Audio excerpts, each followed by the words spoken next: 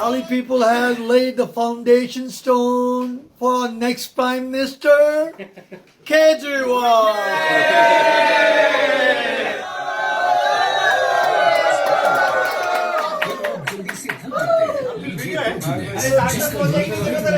और यही हिंदुस्तान के लिए एक मिसाल है।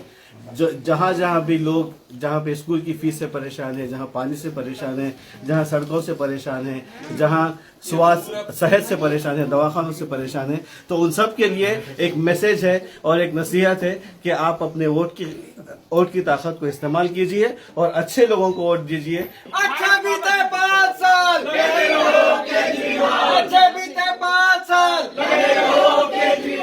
हमें ऐसे ही देश, ऐसे भी पॉलिटिशियन चाहिए जो मॉडल तैयार करे और पूरा देश को अच्छा करे।